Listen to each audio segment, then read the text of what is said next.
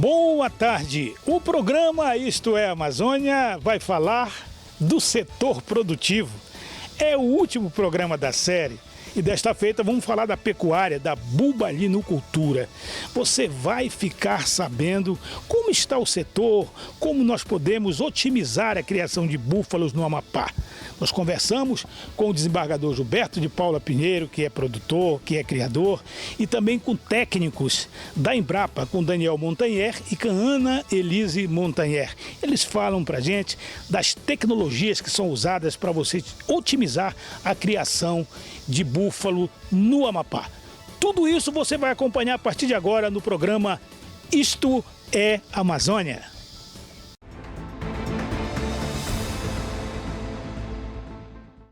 Muito bem, nós vamos falar sobre o setor da pecuária. Nós estamos numa propriedade onde tem bubalinos, ou bufalinos, como queiram. Eu estou aqui ao lado de um casal de técnicos pesquisadores da Embrapa, a doutora Ana Montanher e o doutor Daniel Montanher.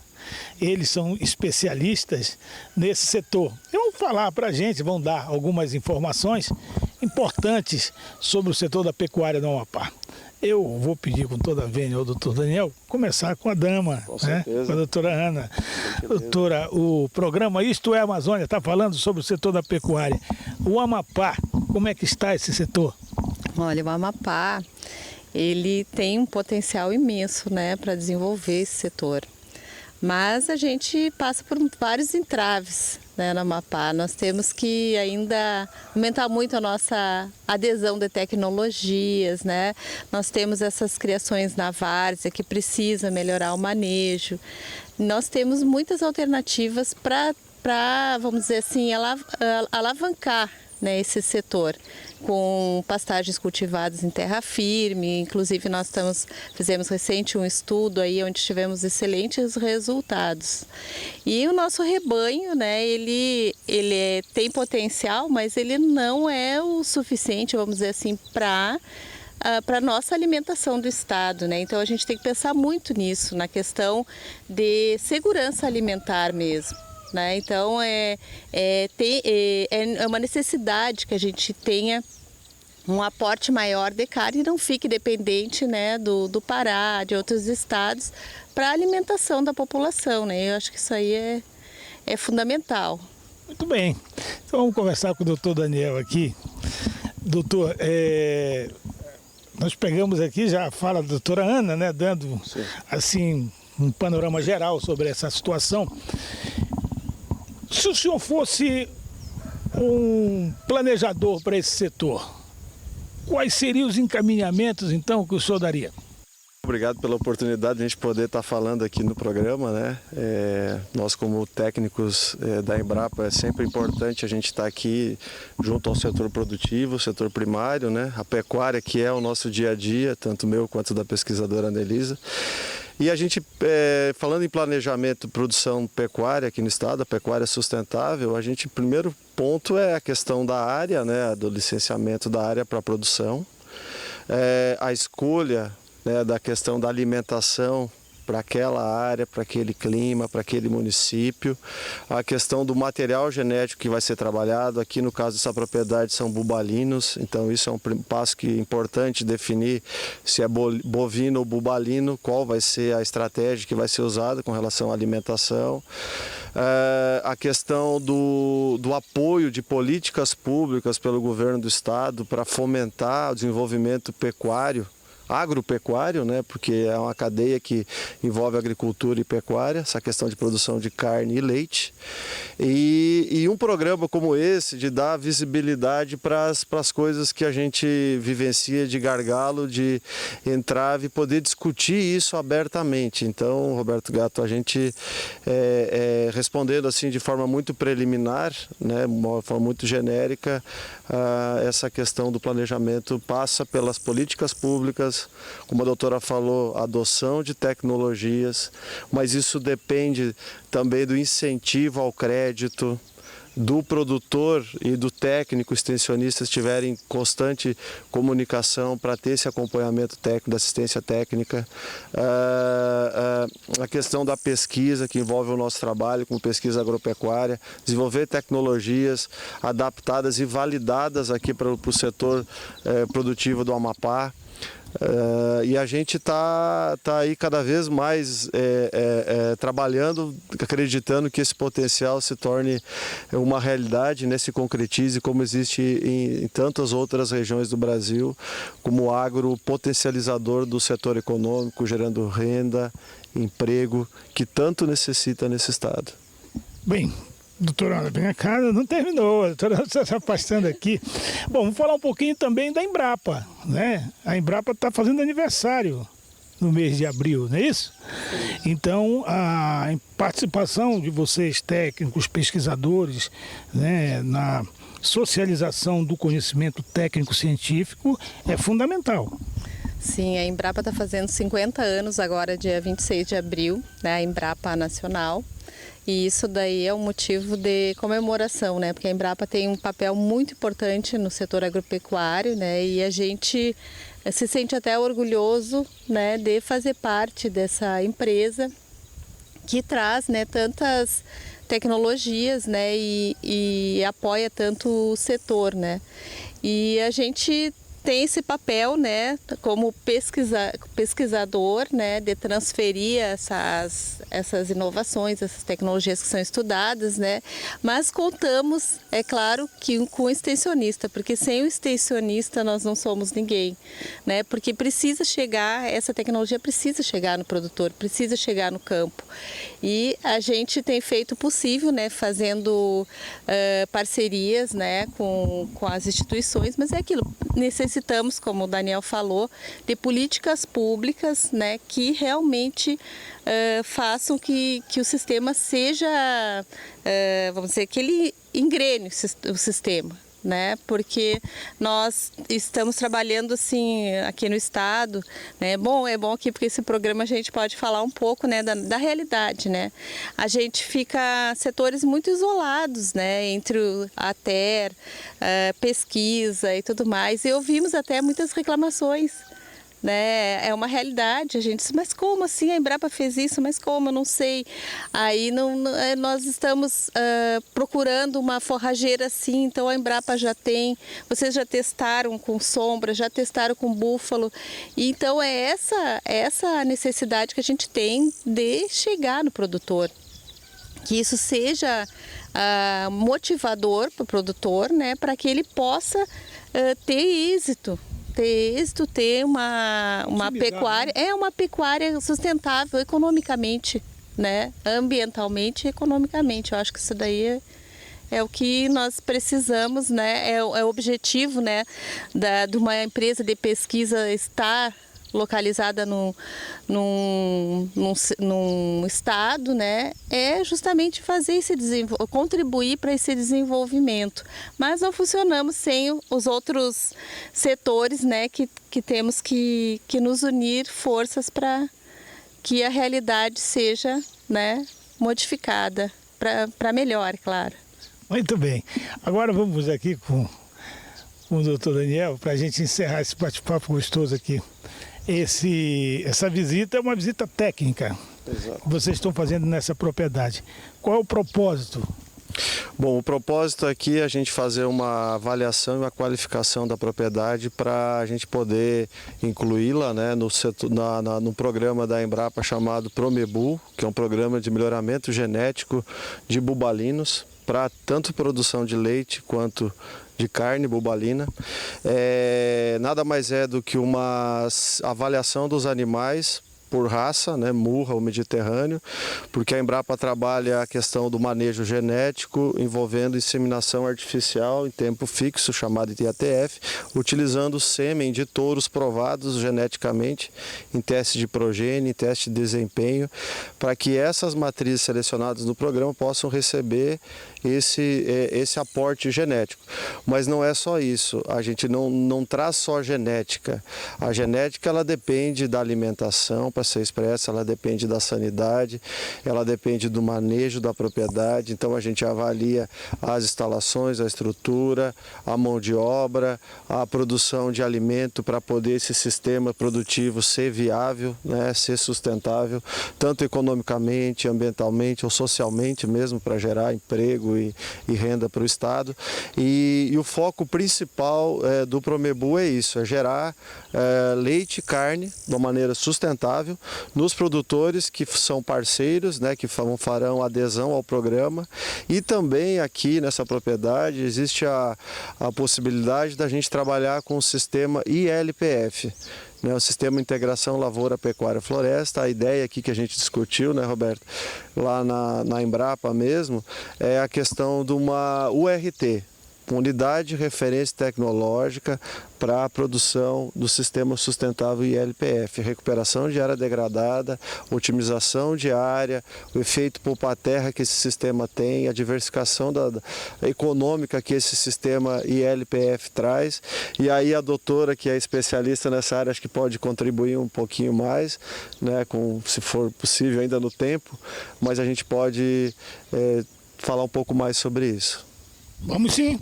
O interesse aqui é deixar os telespectadores do Isto é Amazônia muito bem informados. Então, doutora Ana.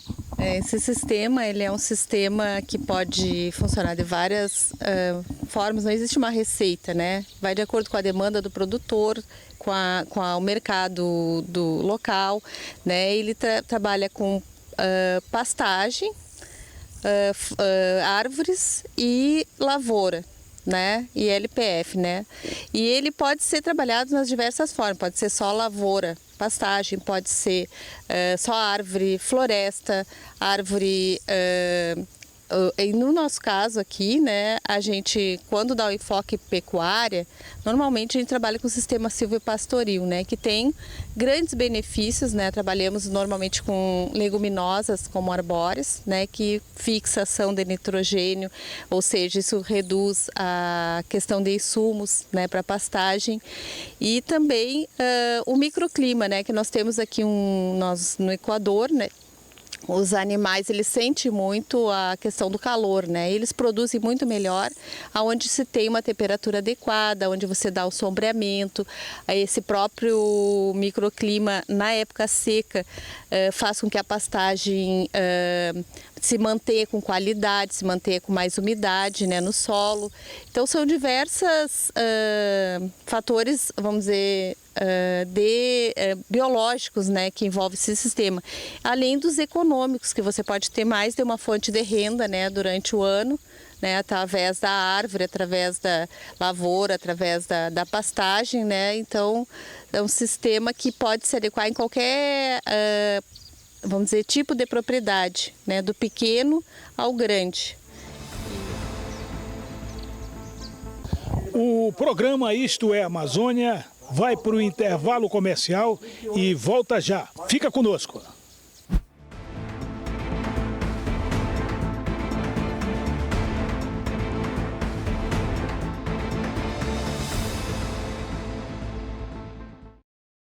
O que significa SESC? Vamos tentar adivinhar? Vamos! Será que é sinta-se em sua casa? Acho que é... Sim, eu sou campeã. Pode ser sua emoção só cresce. Super estimula sua criatividade. Ou sempre em seu caminho. E assim então, sorrir e saber curtir. Ser eternamente seu colega. E se for ser eternamente super criança? Acho que um desses aí a gente acertou, hein? Com certeza. SESC, um mundo de possibilidades. É muito mais do que você imagina. A gente acontece com educação, saúde, cultura, lazer, assistência. A vida acontece com o SESC.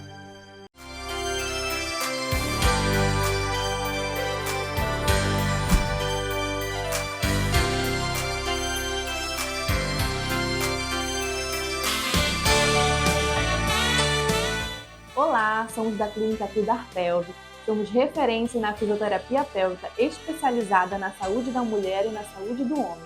Oferecemos recursos tecnológicos e inovadores no pré- e pós-operatório de cirurgias pélvicas e abdominais, acupuntura, terapia manual, acompanhamento gestacional ao pós-parto, atendimento clínico, entre outros. Clínica Cuidar Pelve, referência em cuidado e assistência à saúde. Estamos localizados na Avenida Almirante Barroso, 1080, no centro de Macapá.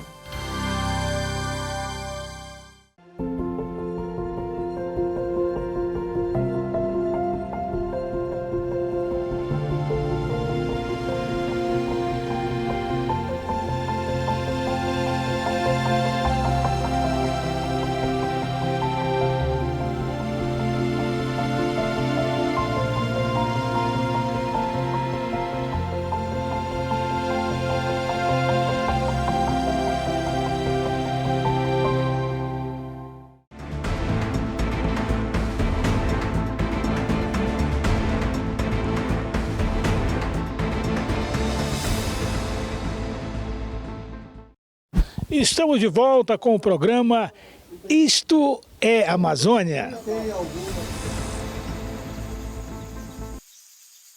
Na realidade, o efeito econômico é a diversificação de receita, né? É dinheiro com a madeira, né? Ou até mesmo com a venda de carvão a partir dessa desincorporação das árvores, de grãos mesmo, que fomenta tanto a produção para a própria propriedade se tornar sustentável, o uso de grãos, e a pastagem como elemento de desenvolvimento da pecuária. Complementando, se permitires, adesão ao programa Promebol, né? Então a gente faz essa avaliação que eu falei geneticamente nos animais, fenotipicamente a gente olha os animais, mas existem outros critérios que são levados em conta. A sanidade é um deles, livre de aftosa, né, com vacinação, testes de brucelose, tuberculose são feitos nos animais para aderir ao programa. Então o produtor quiser aderir, ele tem que cumprir os requisitos mínimos exigidos do programa. A questão da alimentação é fator primordial, né, quando a gente fala em planejamento. O que a gente costuma ver, a realidade aqui do Amapá, Roberto Gatto, é que muitas vezes as pessoas trazem, os produtores trazem material genético de ponta de fora, mas a alimentação é negligenciada. Você traz animais de alta carga genética, mas a alimentação para eles inexiste ou é insuficiente. E aliado a isso existe a questão da sanidade e do manejo. Então a gente, quando o produtor adere ao Promebol, é uma adoção de boas práticas agropecuárias no sentido amplo da propriedade. Inclusive o enfoque é pecuária sustentável em todas as dimensões dela. Então a doutora falou muito bem, a preocupação com a segurança alimentar aqui no estado. Então a gente precisa intensificar os sistemas de produção, porque o nosso rebanho não atende o que é a demanda do consumidor de carne aqui do estado. Então a intensificação é um mecanismo de aportar mais carne para dentro do mercado local, do consumidor, a preços competitivos. Então entra a sustentabilidade nesse processo e o desenvolvimento econômico, a geração de emprego e renda que se busca aqui no estado. Muito bem. A doutora queria falar da fruticultura. Me parece que a senhora queria sugerir também que nesse processo da diversificação na propriedade, a fruticultura entra também como uma fonte de receita. Sim, a gente pode também fazer, né, o silvopastoril com frutíferas, né, o que não, que também é uma área que tem boa aptidão, né, o estado. E essa questão da pastagem aí que o Daniel ressaltou, né, da alimentação, porque não existe genética que se expresse se não tiver uma boa alimentação. E a gente vê que aqui ainda a maioria da criação ela é feita em áreas de várzea e sem manejo, né? Isso daí o que ocasiona? Se utiliza 13 hectares para um animal para ganhar 200 gramas por dia. Enquanto que numa pastagem cultivada a gente consegue colocar 3 animais num hectare na época de chuva, né?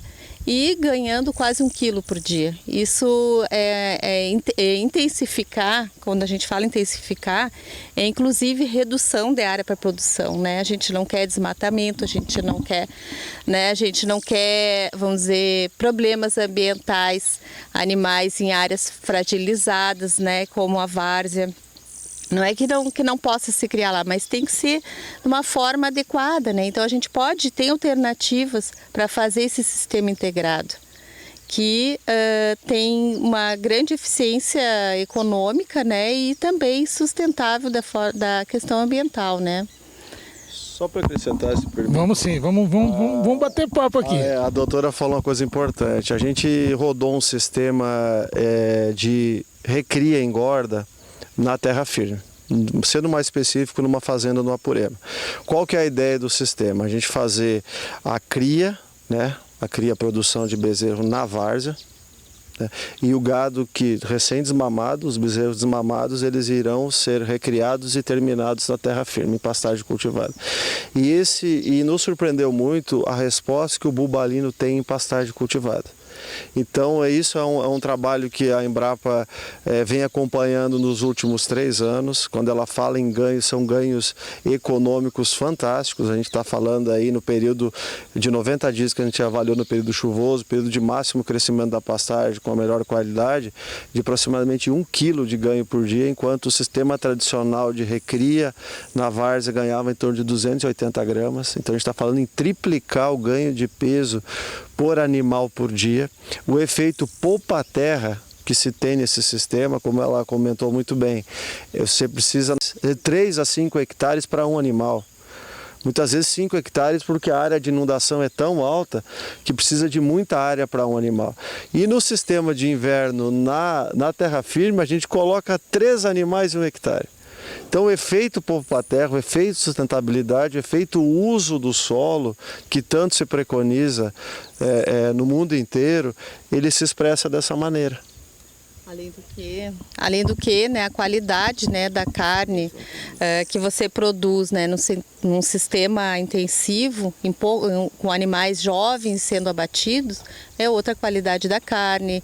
Aí isso daí tem valorização no mercado. É uma série de pontos positivos, né? E a questão da várzea, nós temos uma diversidade muito grande de pastagens, né? Fizemos um longo estudo onde a gente tem várias, vamos dizer assim, eficiências de produção. Por quê? Porque tem áreas que ficam inundadas todo o inverno. Inunda a 70 centímetros. E aí como que reduz? Isso reduz a área de pastejo.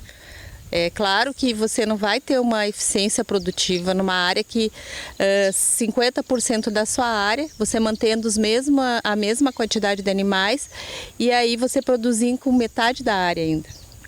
E é esse tipo de avaliação que a gente gostaria, né, que o produtor olhasse para a sua área, e avaliasse, né, não, quanto que eu tenho inundado, quanto que realmente eu tenho de área para pastejo, para poder fazer esse ajuste, né? Porque isso não é uma receita de bolo, né? Cada produtor vai ter uma realidade e ninguém melhor que ele para visualizar o quanto que ele tem lá de pastagem e o quanto que para ajustar a quantidade de animais, né? Tendo essas opções, né? De tirar animais em épocas onde baixa muito, né? A época de chuva inundada, baixa muito a área de pastejo, tirar uma parte dos animais para terra firme e ter um retorno rápido econômico.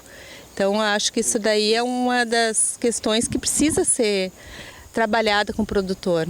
Eu gostaria de acrescentar que o que a Embrapa está propondo, então? Ela está propondo um sistema alternativo ao sistema tradicional de recria e engorda na várzea, disputando área, né, principalmente no inverno com as outras categorias, sistema de cria, é que esses animais sejam recriados na terra firme.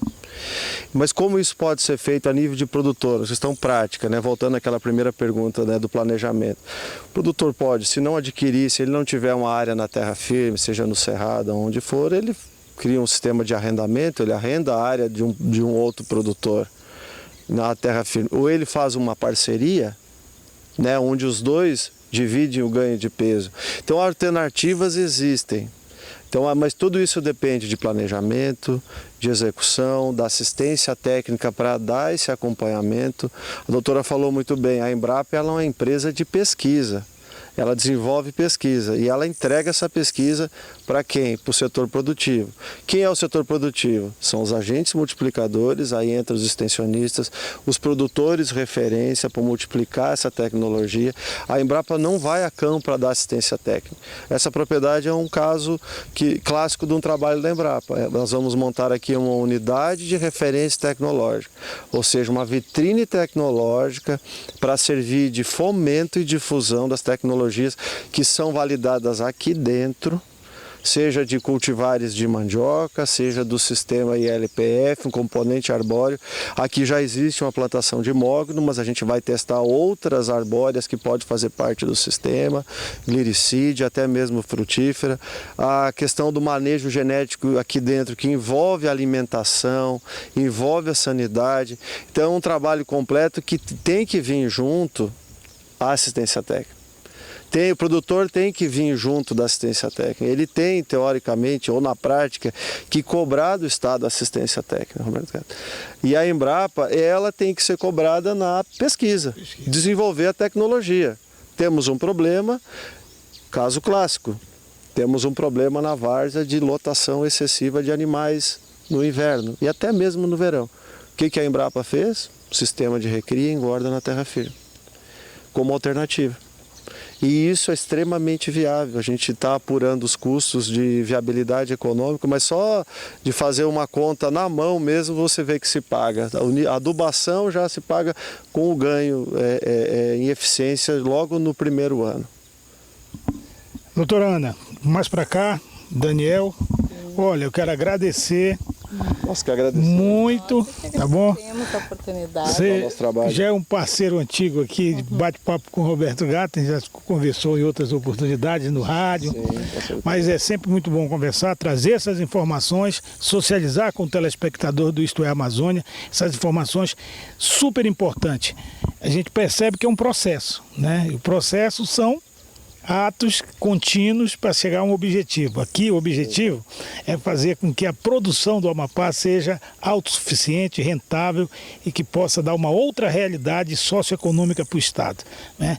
Cada um, evidentemente, fazendo a sua parte. A Embrapa pesquisa, busca as tecnologias, a extensão leva até o produtor e o produtor tem que assimilar todo esse processo para melhorar a produtividade, seja na agricultura ou na pecuária ou no extrativismo, enfim, a atividade que ele estiver fazendo. A Embrapa é uma parceira que vai fazer 50 anos, e eu estava falando, ó, Embrapa, IBGE, todos foram órgãos criados no período do regime militar. Isto é Amazônia. Nós estamos aqui com o doutor Daniel Montanher.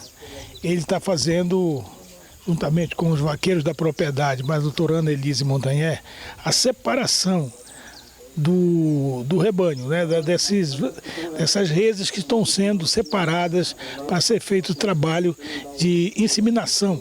Isso. Então ele vai explicar para a gente como é que funciona isso, doutor Daniel. É o seguinte, no primeiro momento a gente faz a separação do lote que está apto fenotipicamente para fazer parte do programa Promebu para fazer inseminação com touros da Embrapa. Crucial a identificação. A gente colocou os brincos nos animais para saber qual é a matriz, qual é o descendente, bezerro ou bezerra, e aí a gente faz a separação. Então esse processo é avaliativo e de seleção de lote para reprodução. Posteriormente, o veterinário vem, faz a coleta de sangue para fazer os testes de brucelose, tuberculose e o diagnóstico também do como é que está o trato reprodutivo. Então, a avaliação também que se faz no segundo momento. Estando apta, ela pode ser inseminada com o material genético da Embrapa. Isso tudo é para melhorar geneticamente o rebanho e, evidentemente, o produtor ter maior ganho com esse animal. Vai ser um animal de melhor qualidade, vai produzir muito mais carne, vai produzir muito mais leite e vai ser economicamente viável para o produtor. Por isso a necessidade de se fazer esse trabalho aliado com a tecnologia. É isso que a gente procura levar ao produtor, a tecnologia, a genética, mas vem acompanhado da alimentação, das boas práticas de manejo, da sanidade. Então, para fazer parte do programa tem que cumprir esses critérios de sanidade, alimentação e o manejo genético. O programa Isto é Amazônia vai para o intervalo comercial e volta já. Fica conosco.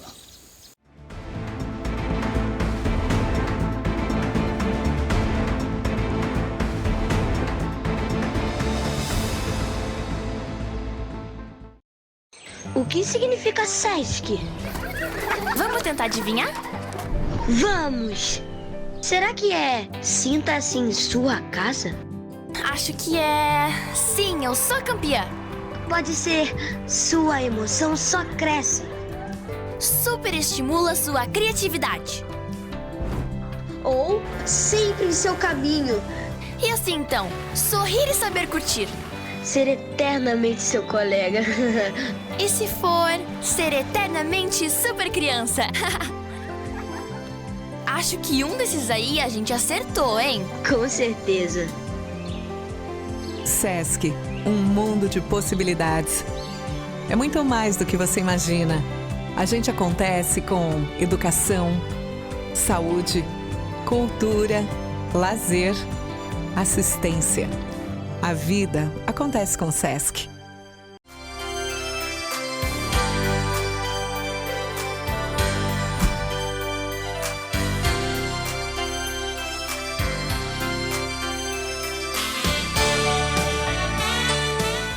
Olá, somos da Clínica Cuidar Pelve. Somos referência na fisioterapia pélvica especializada na saúde da mulher e na saúde do homem. Oferecemos recursos tecnológicos e inovadores no pré- e pós-operatório de cirurgias pélvicas e abdominais, acupuntura, terapia manual, acompanhamento gestacional ao pós-parto, atendimento clínico, entre outros. Clínica Cuidar Pelve, referência em cuidado e assistência à saúde. Estamos localizados na Avenida Almirante Barroso, 1080, no centro de Macapá.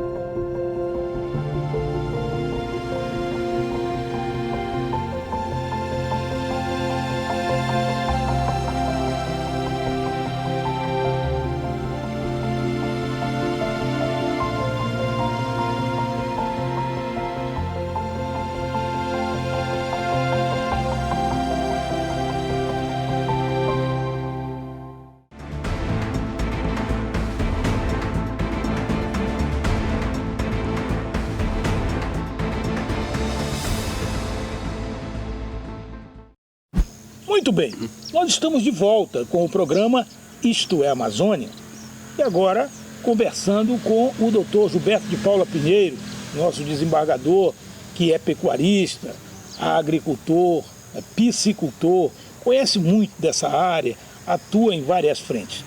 Nós vamos falar com ele, mas nosso programa hoje, doutor, fala da questão da pecuária, do búfalo, esse animal aí que é tão demonizado, as pessoas falam tão mal do búfalo. Qual é a razão? Por favor, explique para os telespectadores de Isto é Amazônia. O búfalo é o gado do pobre. É o gado do pobre. O búfalo ele pode ser criado em qualquer parte do mundo. Ele é criado na Itália, ele é criado na Índia, é criado na China, no sul do Brasil. Por exemplo, a mussarela, ela é feita no sul do Brasil. Então ela é criada no Nordeste. Agora, no Amapá, na Amazônia, aí é proibido. Aí é proibido, sabe? O nosso búfalo, quando entra na nossa região, vira um demônio. Vira um demônio. E lembrar que o búfalo tem duas versões, como ele entrou no Brasil, né? Nós temos aqui o Pará e o Amapá, o maior rebanho bubalino da América do Sul. No século XIX, uma das versões é que este búfalo saiu do Vietnã em direção à Guiana Francesa e aí teve um problema na embarcação, a embarcação afundou, eles entraram então no arquipélago do Marajó. O outro é a família Sherman, que trouxe também no século XIX o búfalo carabao, que a gente chama de rosilho, e aí então começou a criação de búfalo no Marajó. Uma dessas versões, a Unidos do Tuiuti, do Rio de Janeiro, levou para a avenida, para a Marquês de Sapucaí, né? Sim, sim. Levou sim, né? E todos nós cantamos, né? O búfalo é um animal, veja quando eu falei que é do pobre, porque o pequeno criador, ele tem lá, ele tira, olha, isso aqui é leite de búfalo. Búfalo. É um leite que é rico em vitamina A. Ele é rico em vitamina A. Aí você pode fazer o iogurte, pode fazer a manteiga. Então, é um leite que é muito bom, é rico em vitaminas. A carne, ela tem mais propriedade do que a carne do gado comum, mais proteína, mais fibra, a própria gordura dela é entranhada. Enfim, é um animal bom, um animal dócil, dá para você criar. Você não pode deixar ele virar bravo, né? Deixar o búfalo virar selvagem, mas é um animal bom de se criar. Há uma produtividade.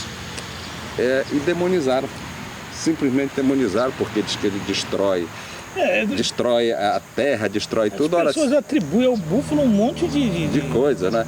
Porque você não pode colocar, por exemplo, você tem 100 hectares, você não pode colocar 200, 300, 400 reses.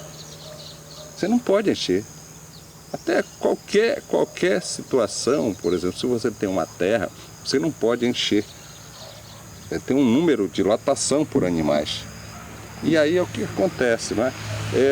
Outra coisa que dizem que o búfalo, a carne dele não é boa, é excelente. Eu produzo, por exemplo, o búfalo, o baby búfalo, na base de... Ele fica entre 2 anos, entre 450 a 550 quilos. Eu tirei agora com 504 quilos na média de 2 anos. 2 anos é uma média boa, é uma carne macia, uma carne boa. O búfalo, ele faz parte da nossa alimentação aqui no Amapá. É um animal que pode ser criado em qualquer parte, só que ele tem que ter o quê?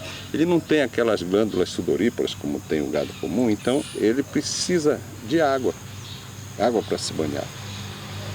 Ele precisa muito, mas é um animal bom de se criar. Agora, alguma coisa está errada na nossa região, porque nós temos o maior rebanho bubalino da América do Sul, importamos mussarela. Uma incongruência. Uma incongruência, não é? Então a gente tem que saber tratar também aquele animal, não é? Trocar, por exemplo, reprodutores, ter uma boa pastagem. E doutor Gilberto, remédio para verme, porque ele já nasce com verme, então você tem que dar um remédio para verme, para matar o verme, vermifugar e ficar também controlando aquele animal. O senhor está falando sobre a questão de que o búfalo ele pode ser criado em qualquer parte do mundo e tal. E as pessoas aqui na Amazônia, eu já ouvi, como leigo, estou falando como leigo, né, eu já ouvi pessoas dizendo assim, o búfalo tu larga que ele se vira, ele come assim. Casca de bambu, ele come pedaço de pau, ele não morre de fome. Mas nós conversamos, né, e o nosso telespectador já deve ter acompanhado, no primeiro bloco e segundo bloco, nós conversamos com 2 técnicos da Embrapa, né, o doutor Daniel Montanhé e a doutora Ana Lise Montanhé. E eles estavam falando que existe uma técnica para você otimizar a criação desse animal, no regime da engorda, dos microclimas, porque você pode fazer, como a gente está vendo aqui, né, depois o Serginho vai mostrar, esses pinheiros aqui, né, que não é uma árvore característica dessa região, mas foram plantadas aqui, já tem mais aí de 20 metros? Tem mais de 20 metros, mas sim. Depois o Serginho mostra aí com calma pro pessoal. E aí, isso aqui faz com que a gente, nesse horário agora, que horas tem, doutor? Aqui, olha, são 5h10. 5h10, mas já aqui já está escuro. Nós estamos com luzes aqui para poder fazer essa filmagem. Mas lá fora, o clima está, aliás, o sol, né? Está claro. Então, essa criação, essa maneira de criar, plantando árvores para fazer agroflorestal. O agroambiental, né? Que as pessoas vão fazendo lá com essa técnica que o Montagnard explicou. Isso faz com que o búfalo ele ganhe mais peso do que esse que é criado na braba. Se você for, por exemplo, investir em criação de búfalo como gado comum, você primeiro é o seguinte, você tem que estrutura. O que se faz? Erradamente a pessoa já compra um animal. É a última coisa que se faz numa fazenda. Você primeiro tem que estruturar.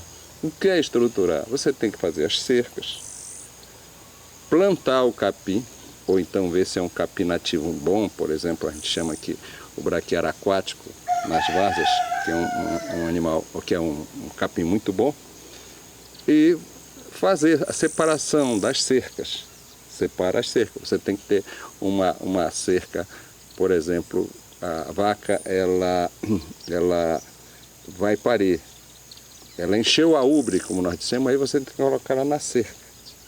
Você põe ela na cerca. Não é? Você vai separar, por exemplo, quando chega para desmamar o bezerro, você tem que desmamar esse bezerro, também tem que uma outra cerca, e colocar, lógico, com um bom capim, e dentro da sua possibilidade, porque esse animal ele estava tomando leite, ele tirou, então ele vai emagrecer um pouco. Você tem que dar alguma vitamina, tem que dar um vermífugo para ele, para que ele não vai perder muito peso. Então você tem que ter uma estrutura mínima, né? Curral, né? E aí isso não, aí jogam o búfalo assim, solto, mas não é bem assim. Se você tiver uma estrutura boa, você vai ver que é um animal que tem um peso, ele ganha peso bem rápido e te dá lucro. Mas você tem que saber fazer essa rotação das pastagens. Tá? Se você resolve, não, eu resolvi criar aqui no nosso cerrado. Primeiro você vai ter que arar, gradear aquela terra, vai ser um custo maior. Você vai ter que colocar calcário, plantar o capim, sabe? E não derrube aquelas árvores que vai dar sombra.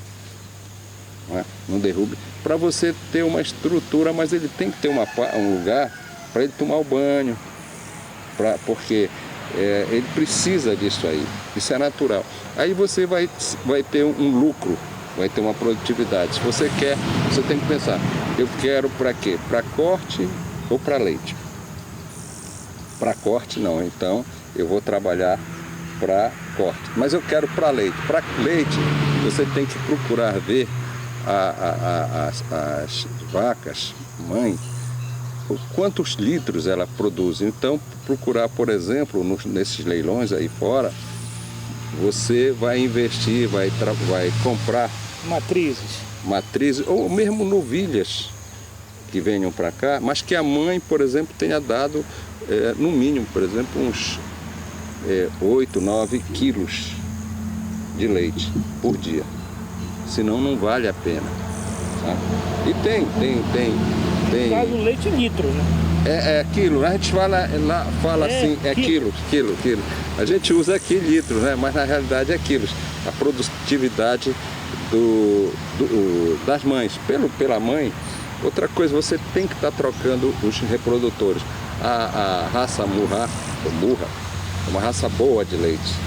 Então você tem que trazer, por exemplo, se você garrotes de fora que não sejam parentes para poder cobrir. E é uma base assim mais ou menos de um garrote para 25 novilhas e 25 vacas. E ficar trocando esses garrotes para que não cubra o pai com a mãe, irmão. E você vai ter uma qualidade. Você não pode deixar de lado a questão do vermífugo. Agora, antes da gente encerrar esse bloco, eu queria que o senhor falasse passando rapidinho sobre a questão também da extensão, né? De que para esse criador, tudo pequeno, o grande não precisa, até porque o grande tem condições de contratar veterinário, contratar os técnicos que têm conhecimento e tal, para fazer esse trabalho. Mas aquele pequeno, é importante também ter a extensão para o cara ir lá. Por exemplo, o extensionista que falta. Eu, por exemplo, eu logo dou ivermectina nos meus animais. Ele nasceu 5 dias, eu já meto a ivermectina nele. E um pouco mais do que está aquela bula, porque o búfalo é muito mais forte. A questão da ivermectina é um vermífugo muito bom. E também você tem que dar uma vitamina, porque ele está com verme, ele vai precisar também daquela vitamina. Eu coloco isso. Eu procuro também o sal mineral. O búfalo ele gosta sim do sal mineral. Você pega um sal mineral, você pode misturar com esse sal comum para dar para que ele possa também melhorar o peso. Não é? Você tem que tratar bem, sabe? O que é que acontece? A questão que ele coloca assim, o búfalo solta ele. Ora, ele solto, ele vai mais ou menos às vezes 2, 3 hectares e você vai criar um animal. Se você fizer um trabalho de rotação de pastagem, uma pastagem boa, você vai criar 2 animais por hectare. Você pode criar inclusive este animal no nosso cerrado, mas desde que tenha primeiro pasto. É importante o pasto ser bom. E depois essa qualidade também do rebanho que você tem lá. Eu participo sempre desses leilões, comprando. Agora mesmo eu estive no Marajó, comprei, tenho gado no Marajó, trocando os reprodutores, novo, e sempre animais bons, de origem boa. Para quê? Para que tenha um produto bom. Porque, por exemplo, um búfalo novo, ele com 2 anos, ele tem mais ou menos 5% do couro. Quando ele vai ficando mais velho, esse couro você vai tendo, esse couro vai pesando mais, chega até a 10%. E aí não é muito bom. Então o búfalo ele é bom para vender assim nesse torno aí de 400 a 500 quilos, tá ótimo para você vender. Isso dá em torno de 2 anos? Eu tiro na base de 2 anos, sabe? Tiro por quê? Porque eu trato bem esse animal, procuro colocar em pastagens boa, para você ter uma produtividade boa e retorno, né? Dá trabalho, não é só jogar o animal. Mas além do búfalo, no próximo bloco, vamos falar também um pouco do gado comum e da demonização do búfalo na Amazônia, nomeadamente no Amapá. Isto é Amazônia. Não sai daí, fica conosco porque a gente vai voltar já.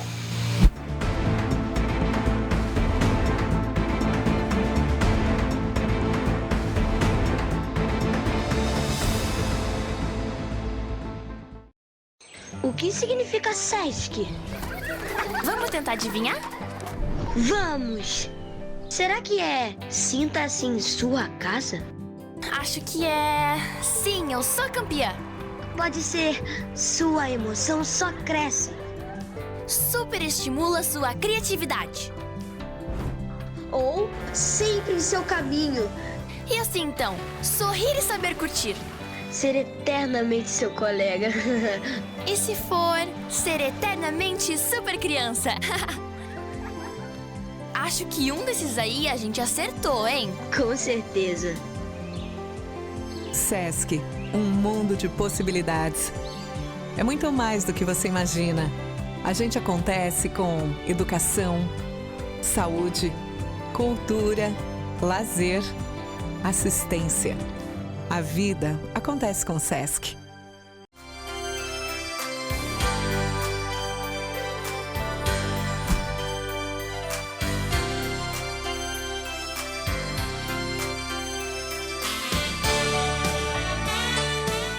Olá, somos da Clínica Cuidar Pelve. Somos referência na fisioterapia pélvica especializada na saúde da mulher e na saúde do homem. Oferecemos recursos tecnológicos e inovadores no pré- e pós-operatório de cirurgias pélvicas e abdominais, acupuntura, terapia manual, acompanhamento gestacional ao pós-parto, atendimento clínico, entre outros. Clínica Cuidar Pelve, referência em cuidado e assistência à saúde. Estamos localizados na Avenida Almirante Barroso, 1080, no centro de Macapá.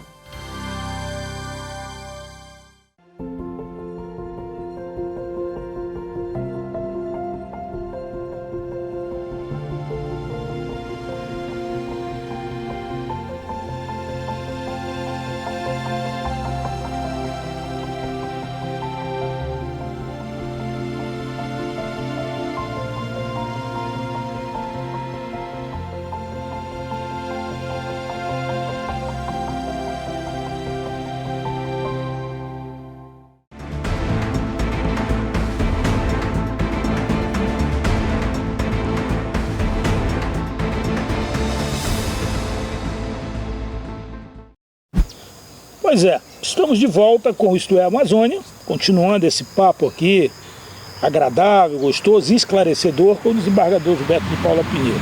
E uma curiosidade me bateu aqui, né? O senhor gosta, a gente fala e tal, mas como é que o senhor entrou nesse negócio de criar búfalo? Como é que foi o seu primeiro contato com isso? Eu acho que esta coisa de gostar de fazenda, isso aí está no nosso DNA. A família, eu sou amapaense, a família da minha mãe são 6 gerações marajoaras desde o século XVIII. Meu triavô já criava gado e já tinha fazenda no arquipélago do Marajó, na região de Soure, na região ali de Cachoeira, Chaves, aquela região toda. Acho que é isso. Eu não conheci meu avô, que era também um grande fazendeiro, mas o meu pai era marajoara, nasceu aí no Jurupari. Ele, quando veio para o Amapá, meu avô fazia regatão, minha família fazia regatão aqui no Amapá, ainda quando éramos Pará. Quando meu pai fixou em Macapá, a primeira coisa que ele fez, uma das coisas, foi comprar uma terra ali na Campina Grande e criar gado comum. E aí nós éramos garotos, isso eu nasci em 55, a gente garota já levava a gente para lá. E eu gostava, a gente vai aprendendo assim, garoto, né? Depois ele comprou ali no 37, ali a gente chama ali no Flechal, ainda no final dos anos 60, dos anos 50, ele comprou lá. Ou seja, nós temos aquela propriedade ali há mais de 60 anos. E ele começou a criar gado comum, o Nelore, mas devido a um problema de uma erva que dá, ele resolveu mudar para o búfalo. Ele investiu na criação do búfalo e a gente vai aprendendo, vai gostando desse contato, a gente desde garoto, né? A gente vai gostando disso aí. E eu ia para lá, eu ficava época de férias, me ficava lá andando, sabe? Então a gente vai aprendendo e vai gostando e vai vendo que dá lucro, né?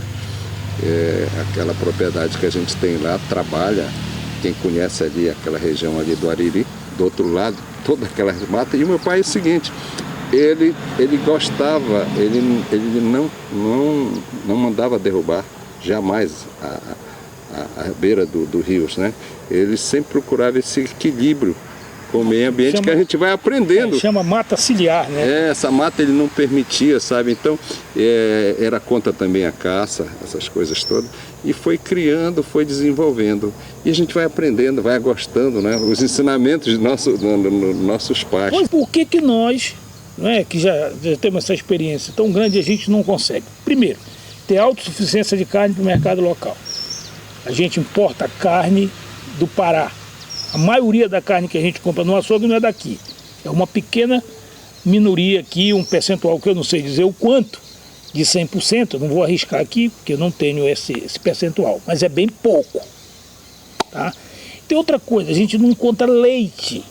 O nosso leite daqui, esse leite que está aqui na minha frente aqui, que hoje eu tomei coalhada do leite lá do Flechal. Quando eu fui lá, eu ganhei do seu caseiro lá 2 litros de leite. Então eu tomei leite e depois fiz coalhada de uma parte, eu tomei coalhada, deliciosa. E outra coisa, mussarela. Eu estava vendo aqui no primeiro bloco, o senhor falou que vem mussarela de São Paulo, lá do Sul o cara faz mussarela, mas aqui a gente não encontra nos supermercados em quantidade suficiente para atender a demanda local. Qual é esse problema? Primeiro é o seguinte, a extensão rural. Eu falo nessa questão da extensão rural. Nós temos uma boa criação de búfalo na região do Araguari, na região do Gurijuba, já uma criação boa de búfalo. Mas por que o gado comum? Porque você tem que investir nesse cerrado e sai um pouco caro, porque você tem que domar este cerrado. Domar como? Você tem que investir em calcário, sabe? Para poder... O que é mais difícil, domar o cerrado ou ganhar licença ambiental para domar o cerrado? Eu acho que é licença ambiental. a licença ambiental é mais difícil, né? Bem que a prefeitura já está bem adiantada nisso. Graças ao doutor Valci Marvulli. Ele já está trabalhando nesse sentido. Mas a gente pode, Roberto. Eu penso que nós temos sim futuro, nós temos mercado para isso. Você poderia, por exemplo, você falou no caso do leite. Ora, se nós fizermos um trabalho de extensão rural com esses produtores, a gente poderia sim trabalhar. Você pega esses lugares aí dessas fazendas, ele tira o leite assim, mas ele não tem um trabalho de primeiro. Bom, eu vou preparar aqui essas capineiras, capim bom. Nós temos aí hoje, temos o capim açúcar, que é um capim muito bom, o próprio braquiarão. Focar na produção do leite, é isso? Sim, você pode, Aí se você traz, se você quiser o gado comum, por exemplo, o girolã, ele se adaptou bem à nossa região. Aqui eu me lembro do Arinaldo, ele tirava 500 litros de leite aqui no Pantanal e trabalhou muito nesse sentido. Mas a gente precisa também ter apoio técnico. Um apoio técnico e um trabalho para que a Diagro vá explicar, olha, você não pode isso, você tem que fazer isso, e juntar os produtores. E não proibir. Como foi o caso do programa passado, nós mostramos o caso do Krishak, do Amaury Krishak, né, que ele teve paralisação da atividade. Veja o caso do búfalo, né, a questão da produtividade. Em São Paulo, eles têm fazendas que eles produzem, por exemplo, 1.200 litros por dia, na base de uma búfala de 9 a 10 litros. E o restante, eles chegam a 5 mil com os pequenos produtores. Tipo uma cooperativa? Tipo uma cooperativa, compreendeu? Então cada um, mas você tem que trabalhar, ver a qualidade dos animais, focar. Mas esse é o papel um papel conjunto. Claro. Não é só, por exemplo, o Gilberto, que é o criador, né? Tem que ter o técnico para discutir. Isso, aí nós temos que trabalhar isso juntos para trabalhar essa questão da extensão rural, para a gente trabalhar e produzir, porque isto gera emprego com qualidade de vida, né? Se você produz, se você gerando esse emprego, você vai dar qualidade para aquele empregado, para aquele pequeno produtor. Então tem espaço, ao invés da gente estar importando esse leite de fora, a gente poderia, nós falamos aqui na questão do leite, você vê naquelas caixas de leite, de leite lá está, por exemplo, 6 meses, 6 meses, não é? E a gente sabe que tem produto químico ali, que é cancerígeno. E esse produto aqui... Ruim o negócio. Olha, este produto aqui, está na geladeira, eu tirei agora da geladeira, veja como um leite bom, um leite de qualidade que a gente pode produzir. A mussarela também nós precisamos de explicar para o produtor, ensinar para ele como é que pode fazer. Que tem mercado para isso. Agora, nós temos um problema... A extensão rural é que precisamos trabalhar nisso aí, para levar aquele pequeno produtor, explicar. Mas nós temos um problema que eu queria tocar aqui, que o nosso programa está encerrando. Tem um problema sério aqui. E eu acompanhei na radiodifusora muito, que é o problema da aftosa. Né? A aftosa é uma doença, né? Você pode explicar um pouquinho sobre isso? Febre aftosa. É a febre aftosa que acomete o nosso gado. E isso proíbe o gado, então, de ser comercializado. Né? Você não pode tirar o gado daqui, você não pode deixar entrar gado para cá. Então, assim, nós hoje temos um status, né, segundo o Ministério da Agricultura, de livre de aftosa com vacinação. A maioria dos estados brasileiros, eles já estão num status superior, que é livre de aftosa sem vacinação. Já foi erradicado o problema de lá. E aqui a gente continua nesse ramerrão que corre um risco, inclusive, né, da gente ter ainda um atraso, dar mais um passo para trás nesse processo. Mas se bem que a Diagro ela teve um trabalho muito bom, há uns anos ela já vem trabalhando na questão da vacinação e isso tem melhorado muito, sabe, essa questão da vacinação. É interessante isso. Eu espero que a gente chegue aos outros estados, mas isso depende também do produtor, dele seguir, dele vacinar, dele não pode descuidar da vacinação, né, desse trabalho. Mas eu acho que ainda falta, sabe? Mas eu acho que já foi dado o primeiro passo. Não, mas eu acho que ainda falta uma campanha mais massiva de conscientização. Porque nós temos aqui criadores, segundo informações, aí eu quero aqui me reservar de não citar nomes de pessoas que eu não tenho autorização, de pessoas que têm aqui um rebanho de 40 mil cabeças, por exemplo, na região do Araguari. Né? Mas ele vacina. Sim, muitos grandes, mas o problema não está só na vacinação, está na notificação. Porque quando você vacina, você tem que notificar para dizer que vacinou. Sim, né? Sim. Então isso não é só um processo de vacinar, porque aí você, como hoje a responsabilidade da vacinação está com o criador e não mais com o técnico da Diagro, às vezes o cara vacina, mas não comunica, às vezes o cara não vacina, porque ficou sob a responsabilidade do criador. Mas o criador tem vacinado, eles têm, inclusive você vai nessas casas aqui, produtos agropecuários, você às vezes procura vacina, você tem que procurar muito cedo, porque ela acaba rápido. A procura é muito alta. É muito alta. O outro problema é que, voltando à questão do búfalo, a questão que eu falei da demonização do búfalo, né? Que o búfalo destrói a terra, mas claro que se você colocar uma lotação muito grande, até galinha, até galo, se você colocar, ele vai, né, num pedacinho de terra, qualquer coisa, você tem que ter um planejamento, não pode soltar assim.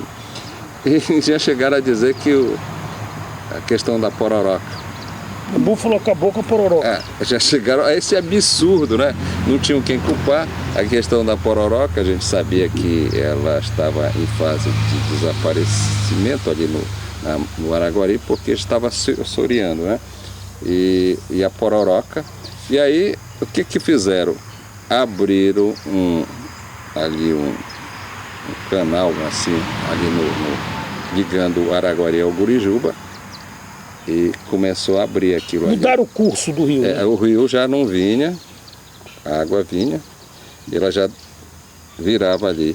E quando abriram lá as compotas, ali foi a gota d'água. Aí vamos culpar quem? O búfalo. O búfalo culparam quem? O búfalo, o animal. Preconceito até na porra do boi, né? Um animal que é saudável, uma carne boa. No sul do país... Qual é aquele boi que é branquinho? Não, ali do carabao, aquilo é carabao? Porque a raça é essa? O carabao, ele não é branco, aquele branco mesmo já é já é cruzamento de pai com mãe, aí fica... Pô, mas o cara me deu uma aula da diferença da carne do búfalo, eu digo assim, de vantagem da carne do búfalo para do boi comum, que é um absurdo. Sim. Menor taxa de gordura, menos colesterol. Menos colesterol, carne boa. carne macia se você tirá-la cedo. Agora, como o búfalo, por exemplo, Tudo uma que é velha, a carne endurece. Pois é, uma carne, por exemplo... A nossa tá dura, pô. A búfala, ela, até 20 anos, às vezes, ela está parindo. Ora, já é uma carne para você descartar de novo. Um animal de 450 quilos, bicho novo. E aí tem uma carne excepcional. E é nosso. Estava falando, no sul do país, restaurante com carne de búfalo, é caríssimo. O tempo acabou. É caríssima uma carne. E lá, eles, chama iguaria. E aqui você vai no... Ninguém quer, o cara pergunta no açougue. É carne de búfalo ou de boi comum? É só olhar a gordura, idiota. A gordura do búfalo é branca, pô. A do boi comum é amarela. Come a do búfalo, que é melhor, pô. Com certeza. O doutor Roberto Pinheiro vai promover um programa aqui que nós vamos matar um búfalo aqui. Da fazenda dele, que é da minha eu não tenho. Mas olha só, tem muita informação. Muito obrigado, doutor. Obrigado. Não esgota, é 1 hora só. É muito assunto. Pra gente falar da nossa pecuária. Da nossa pecuária. Vamos lá. Mas eu quero agradecer de coração ao senhor, a sua disponibilidade, esse seu entusiasmo de estar tratando desse assunto, né, que é da agricultura, da pecuária, da piscicultura, do setor produtivo de um modo geral. O Isto é Amazônia vai ficando por aqui. Um beijo no coração de todos, muito obrigado pela audiência e fiquem com Deus. Isto é Amazônia.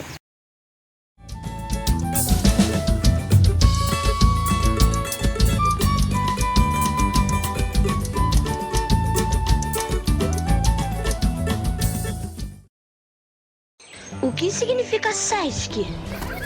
Vamos tentar adivinhar? Vamos! Será que é sinta-se em sua casa? Acho que é... Sim, eu sou campeã. Pode ser sua emoção só cresce. Superestimula sua criatividade. Ou sempre em seu caminho. E assim então, sorrir e saber curtir. Ser eternamente seu colega. E se for ser eternamente super criança? Acho que um desses aí a gente acertou, hein? Com certeza. SESC, um mundo de possibilidades. É muito mais do que você imagina. A gente acontece com educação, saúde, cultura, lazer, assistência. A vida acontece com o SESC.